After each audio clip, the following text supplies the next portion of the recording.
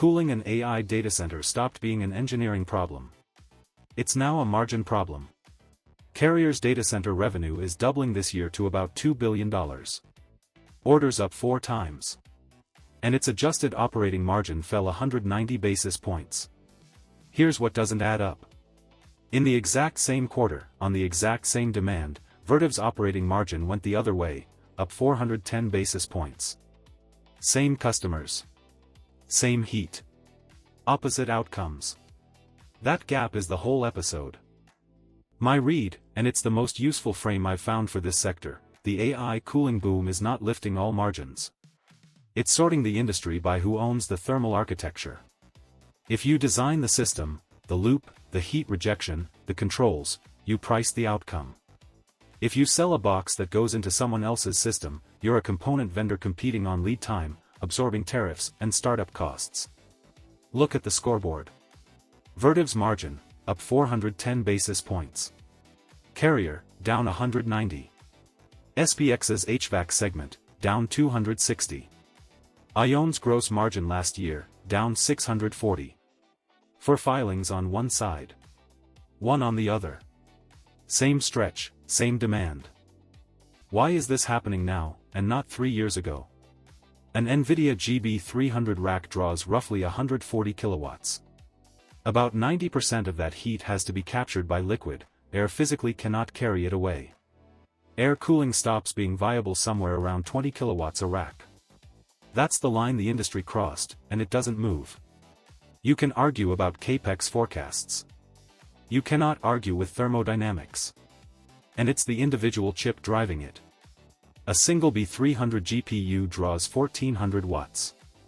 Put 72 of them in one rack and you've built something closer to an industrial furnace than a server closet, which is precisely why both of NVIDIA's current rack platforms shipped requiring direct liquid cooling. Retrofitting was never on the table. For scale on what cooling costs today, the global average power usage effectiveness is 1.54, meaning about 35% of a data center's electricity goes to something other than computing. The best hyperscale sites run 1.09. That gap is the prize. Now the single most concrete fact in this entire 3-part series.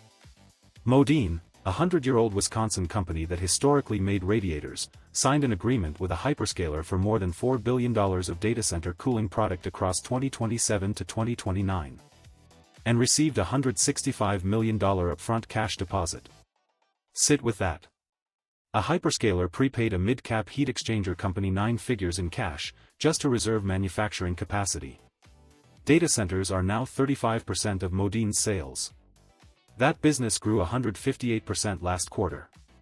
Guidance for the coming year is data center revenue up another 60 to 80%, targeting over $2 billion by fiscal 2028. AAON shows you the price of admission. First quarter sales up 54%. Its base X data center segment more than doubled, up 104.5%.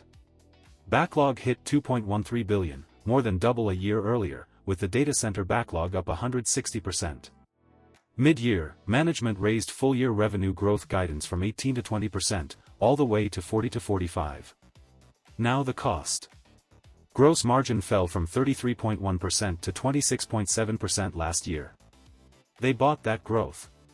Capacity, startup costs, a new Memphis facility of nearly 800,000 square feet that more than doubled data center capacity.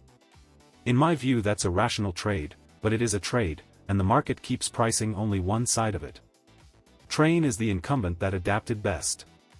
Backlog went from $7.8 billion at year-end to $12.1 billion at the end of June. 70% growth, in 6 months. Applied bookings, that's the engineered, built-to-order equipment, not off-the-shelf units, rose 130%. That's the 4th consecutive quarter above 100%.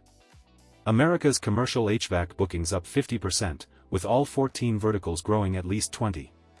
One thing I want to be straight about, Trane does not disclose a data center revenue line. Anyone quoting you a precise Trane data center number is inventing it. What we can verify is the applied equipment surge, and applied is where data center work lives. Now the contrast that proves this is a real mix shift, not a rising tide. On July 29, Lennox fell almost 21% in a single day. Its residential business shrank 7% on 12% lower unit volumes. Residential new construction fell about 30%. Full-year earnings guidance was cut. About $5.4 billion of market value gone in 4 weeks.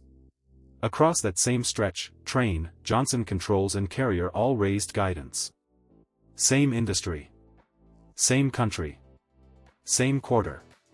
One set of companies sells into data centers, and one sells into houses, and only one of those customers is having a good year. Which brings me to the most misreported number in American energy. Heat pumps now outsell gas furnaces in the United States. That's true, and it gets reported as an electrification victory. Here's the actual data. Heat pump shipments this year through May, 1.34 million units, up 1.8%. Gas furnaces, 1.23 million, down 10.5%. Electrification isn't winning on volume. It's winning on the collapse of the alternative. The category is shrinking, and heat pumps are shrinking slower. There's a clean reason. The federal 25C tax credit, up to $2,000 per heat pump, expired December 31st. There is no federal credit for equipment installed this year. Here's the field, sorted by the only question that matters: do you own the architecture, or do you ship a box into someone else's? Two worth calling out. SPX Technologies guided data center cooling revenue from $200 million to $350 million this year, and says it has built roughly $1.1 billion of annual capacity. It's building for a business it doesn't have yet. And Munters, in Sweden, reported organic order intake up 144%, with backlog up 151%. It's not US listed, so treat it as evidence of how broad this demand is, not as a way to own it. You'll also spot Comfort Systems on that table, yes, the same company that led Part 1, showing up here wearing its mechanical contractor hat. That's not a coincidence. It's the point: at this layer, the installer and the equipment maker are chasing the same dollar. Look closely at why margins compressed, because it's the same reason at 4 different companies. SPX cited capacity startup costs and tariffs. Carrier cited higher input costs. AAON cited startup costs and data center mix. Munters cited supply chain constraints and tariffs in its data center segment. This is not 4 companies stumbling independently.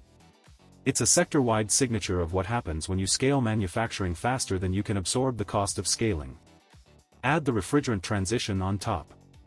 Since last year, new residential equipment must use refrigerant below 700 GWP, pushing the industry to R454B. Industry estimates put R410A pricing up 40 to 70% versus 2022, and A2L compatible equipment costs 15 to 20% more to build.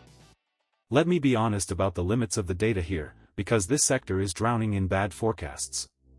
For research firms put the 2026 data center liquid cooling market anywhere between $4.1 and $6.8 billion, a 66% spread, with growth rates from 18 to 31% a year.